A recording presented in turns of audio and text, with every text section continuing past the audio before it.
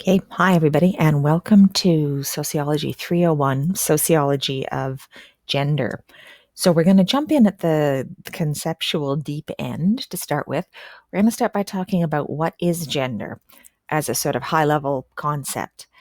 And we're going to look at different ways that this question, what is gender, might be answered. We're going to look at a few of the most important ideas, concepts, paradigms from sociology that have been applied to gender. And we're going to kind of look ahead a little bit to see how, over the course of the next however many weeks we've got, I guess it's 12 weeks, not counting this one, look ahead a bit to get a sense of how we might be applying this concept of gender both to different areas of thought within sociology, biology, anthropology, and so forth, and also empirical experiences in people's lives involving social institutions such as families, workplaces, schools, religious organizations, even sports. Anyway, here we go. So, gender is something which is often described as both an individual and collective property. You might be familiar with the distinction between individual and collective properties, but in case you're not, here we go. Individual properties are things that can be described that make sense as characteristics or attributes or qualities that pertain to an individual person. So, an example like this might be eye color. You can talk about a person as having brown eyes or blue eyes or green eyes or whatever the case may be. Another example might be a first name. You can talk about a person being named um, Braden or Harpinder or Susan or whatever it might be. And these are individual level attributes that adhere to individual people. When we go bigger than the individual, when we look at aggregate, some of these individual properties don't translate. If you're looking at a collective, aggregated entity, like, say, the city of Edmonton or the population of Canada, it doesn't make sense to say that the city of Edmonton is named Braden, or you can't really say the population of Canada has blue eyes or brown eyes or green eyes or what have you. You can't, these individual level attributes don't make the jump to large aggregates of individuals. Other qualities, however, are collective attributes or qualities or characteristics. So we can talk about, for instance, the poverty rate in Edmonton is whatever percentage it may be. Doesn't make sense to talk about an individual having a poverty rate because that's not, something that is possible for an individual. We could talk about the average age at first birth for Canada as being, whatever it may be. Doesn't really make sense to talk about an average age for an individual at first birth. That individual either has a first birth and they are that many years old when it happens, or they don't. So the notion of an average doesn't make sense when we talk about individuals. So individual characteristics, collective characteristics can be quite different. Gender, however, one of the things that makes it really interesting to study is that we can talk about it both with respect to individuals as our units of analysis and with respect to collectives or aggregates or groups that are bigger than individuals, whole societies, as our unit of analysis. When we talk about gender as an individual property, we're usually talking about gender identity, who someone understands themselves to be. And we're often also talking about gender expression as a consequence or as a something that sort of follows from our identity, who we think we are as people. We may express ourselves in certain ways, either consciously or maybe not so consciously, which are marked by or are influenced by our understandings of gender. So, gender identity and gender expression kind of exist in relation to each other. Who we are shapes how we act, what we do. And the reverse is also true because we are, people are always works in progress. We're always changing who we are. We're always changing how we understand ourselves. And what we do in the world, how we act and interact with people, can feed back into that sense of gender identity. Who am I as a gendered being? It's important to mention here, and this will come up again and again, that although historically people have usually conceptualized gender as a binary, a variable that has two values, male, female, masculine, feminine. It's important to note that gender, we now know, is not a binary variable. Their gender possibilities exist beyond just male, female, masculine, feminine. And this is becoming especially apparent or especially really visible amongst individuals who understand themselves that the gender identity is not described or is not confined to one of these binary values. So when we talk about gender identity and gender expression, we're talking about masculinity, femininity, but that's not all we're talking about. The gender binary does not contain everything that individuals may experience as individuals with a gendered identity. There are possibilities beyond just the binary. I should also note, before I flip over to the next slide, that gender as a property of individuals is very, what sociologists would call, contingent. That is, there's no fixed and eternal, unchanging essence of gender that exists through all time and space, and it always has been and always will be. Gender's not like a law of physics, or it's not like the periodic table of the elements where things just are what they are. Gender as a property of individuals, gender identity and gender expression always exist in relation to the possibilities and the categories that are available to us, that we know of, that we kind of see out there in the world in a particular time, place, culture.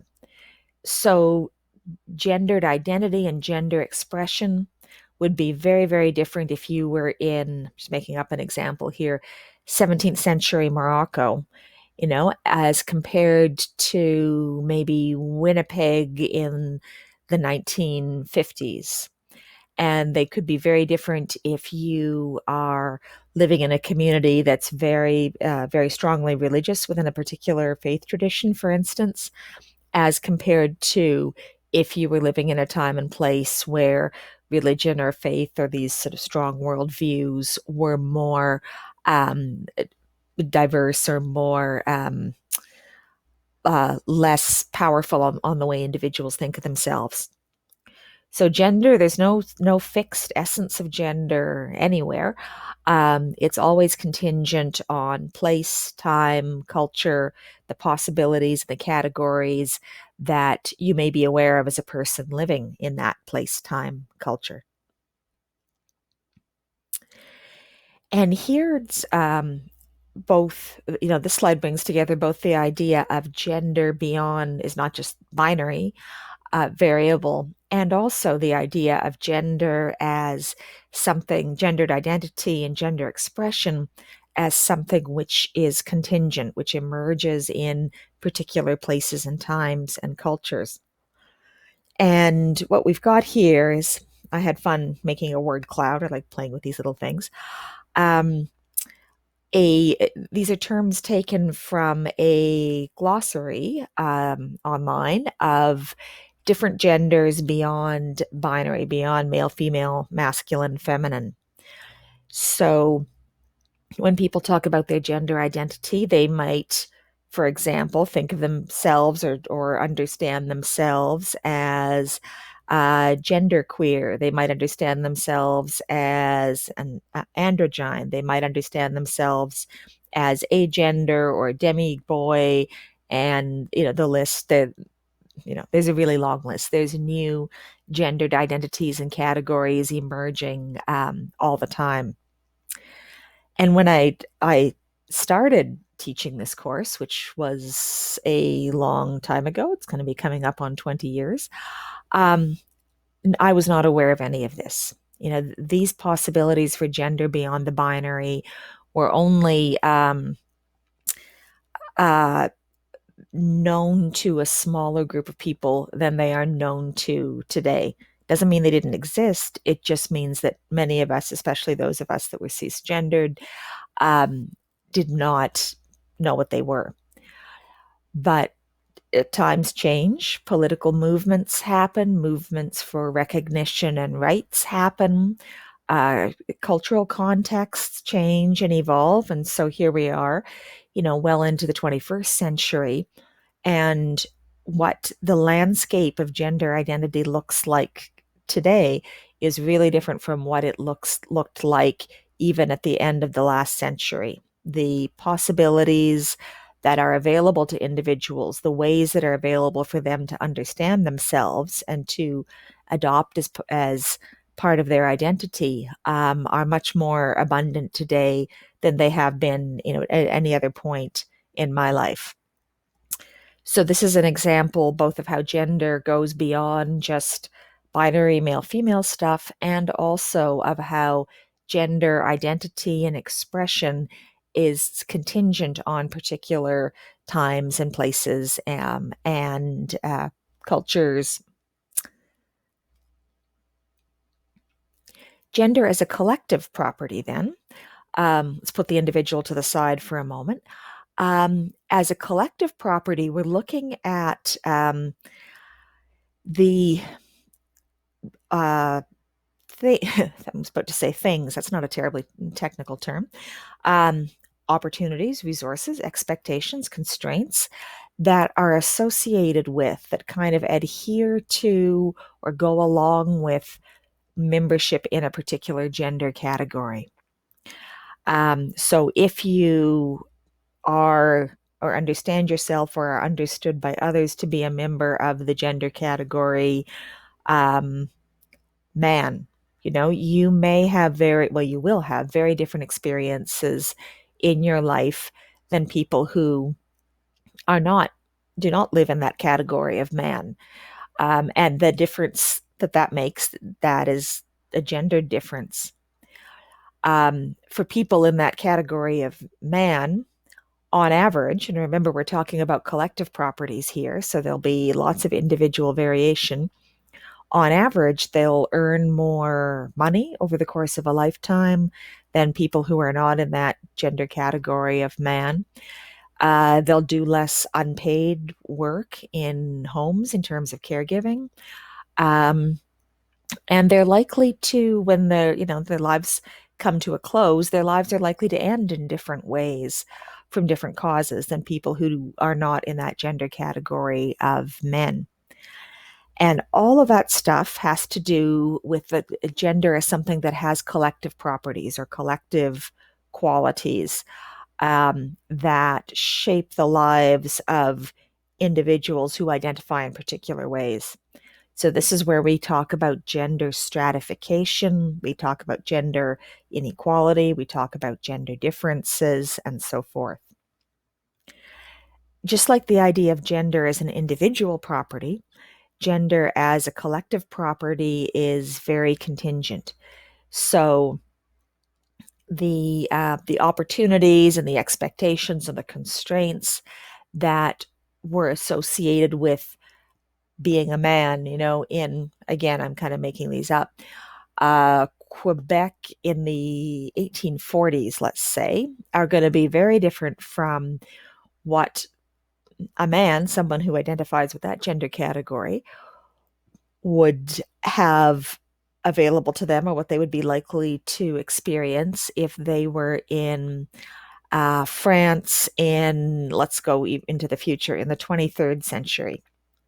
The category of man may remain constant, but everything else, all the gendered stuff that goes with it, might change, might be completely different.